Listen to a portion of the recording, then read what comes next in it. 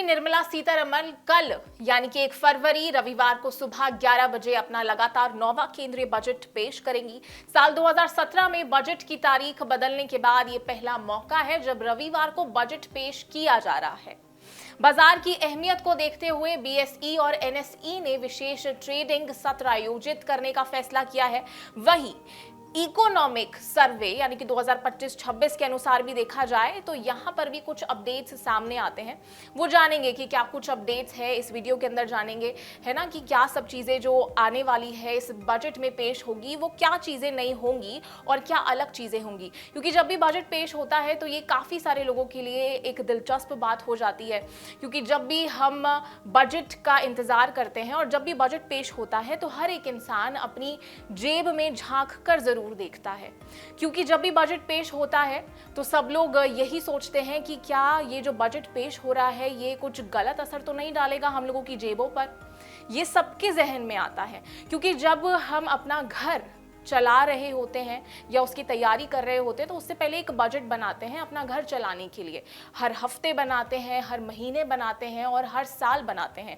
वैसे ही सरकार अपना बजट बनाती है अपने घर को चलाने के लिए, यानी कि देश को चलाने के लिए। मैं हूं छाया गनौली और आप देख रहे हैं इंडिया न्यूज।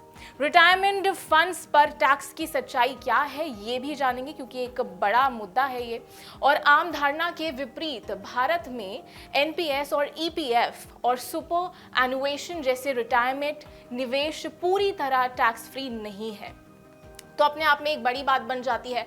वर्तमान नियमों के तहत बाय एम्प्लॉयर्स यानी कि एम्प्लॉयर्स के द्वारा इन फंड्स में 7.5 लाख से अधिक के वार्षिक योगदान और ईपीएफ में कर्मचारी के 2.5 लाख से अधिक के अंशदान पर मिलने वाले ब्याज को टैक्स के दायरे में रखा जाता है। ये आप सभी को पता होगा, और अगर आपको नहीं पता है तो ये आपके लिए एक नया सीखने का बिंदु था। इसके अलावा रिटायरमेंट के समय एनपीएस और सुपर एनुएशन से मिलने वाली मासिक पेंशन आपकी आय में जुड़ती है और स्लैब दर के अनुसार उस पर टैक्स देना पड़ता है, जो आप देते भी होंगे। जो मध्यम आय वर्ग के लिए लोग हैं उनके लिए दोहरी मार जैसा है, ये आप सभी समझते होंगे बखूबी। विशेषज्ञों का मानना है कि ये सीमाएं अब पुरानी हो चुकी है और बजट 2026 में इन नियमों को अपडेट करना अनिवार्य है, बहुत जरूरी है, ताकि बचतकर्ताओं को निवेश के लिए सही प्रोत्साहन मिले और वे अपनी मेहनत की कमाई बार बार टैक्स देने से बचा सके। क्या है सेक्शन 80D, क्योंकि बहुत ज़्यादा 80D सेक्शन की बात हो रही थी, तो ये भी जान लेते हैं इसके क्या है लाभ। और साथ ही भारतीय आयकर अधिनियम की धारा 80D व्यक्तियों और हिंदू अभिभाजन और परिवारों यानी कि इसको HUF भी बोलते हैं, उसको स्वास्थ्य बीमा के लिए भुगतान किए गए प्रीमियम पर एक कटौती का दावा करने वाली अनुमति देती है। ये लाभ केवल स्वयं के लिए ही नहीं बल्कि जीवन साथी, बच्चों और माता पिता के लिए खरीदे गए बीमा पर भी मिलता है। इस धारा की खास बात यह है कि इसमें न केवल नियमित स्वास्थ्य बीमा होता है और इसके साथ ही साथ टॉप अप प्लान शामिल होता है, बल्कि जितने भी इसके अंदर प्रिवेंटिव होते हैं हेल्थ चेकअप के लिए उसका खर्चा भी इसके अंदर जुड़ता है और 5,000 तक की राशि पर कटौती का लाभ उठाया जा सकता है। वर्तमान नियमों के अनुसार सामान्य नागरिकों के लिए 25,000 और वरिष्ठ नागरिकों के लिए यानी कि अगर माता पिता की आयु की बात करें वहां तक के लिए 50,000 तक की कुल कटौती सीमा निर्धारित की जाती है, जिससे एक करदाता सालाना यानी कि आप ये मान सकते हैं कि 1 लाख तक इसका पहुंच जाता है। जो कुल आय होती है इसकी वो 1 लाख तक पहुंचती है। अब प्राइवेट सेक्टर में एनपीएस कटौती की भी बात कर लेते हैं।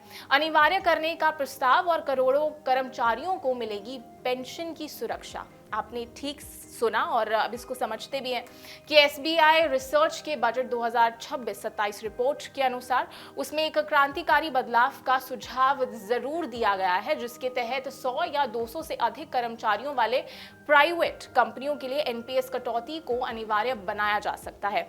ये व्यवस्था काफी हद तक ईपीएफ की समान होगी, लेकिन एनपीएस का ढांचा अधिक लचीला और बेहतर रिटर्न देने वाला होने के कारण कर्मचारियों को रिटायरमेंट प्लानिंग के बेहतरीन विकल्प मिलेंगे।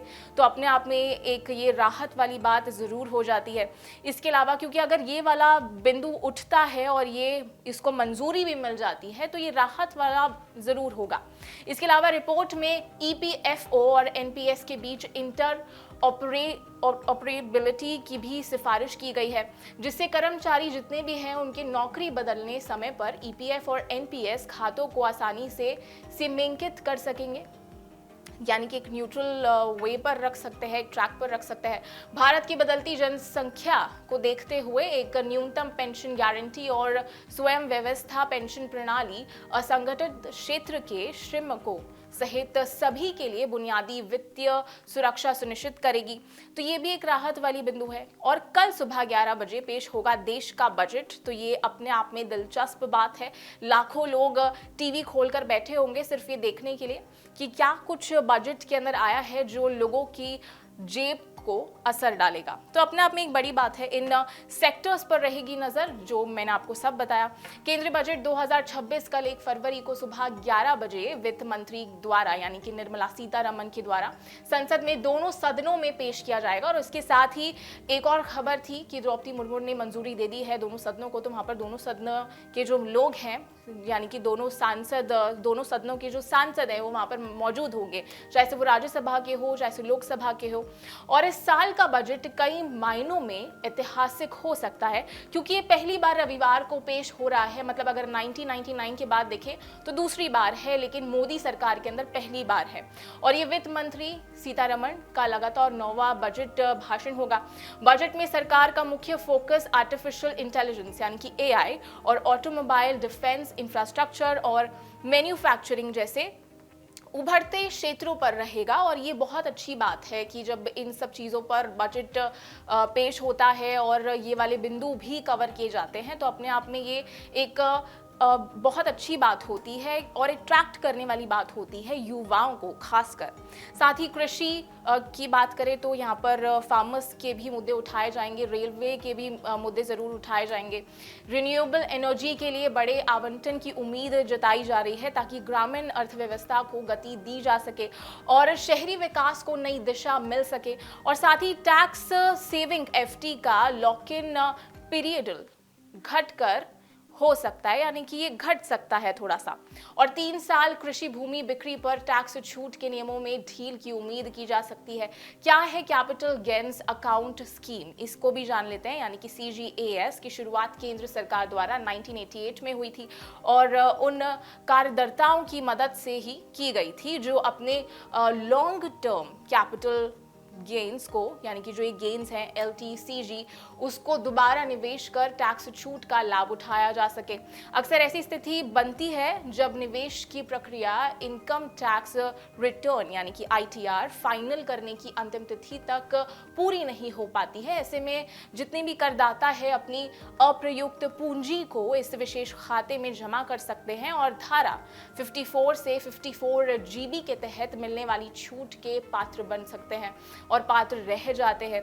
इस खाते में जमा की गई राशि को छूट के उद्देश्य से सीधा पुनर्निवेश ही माना जाता है। हालांकि ये ध्यान रखना आवश्यक है कि ये योजना केवल लॉन्ग टर्म गेन्स पर लागू होती है, शॉर्ट टर्म कैपी किसान पर होती है। यानी कि PM किसान राशि बढ़ाने और खाद बीज पर जितनी भी सब्सिडी है वो जारी रखने वाली है और MSP व सिंचाई सुविधाओं को मजबूत करने की मांग है।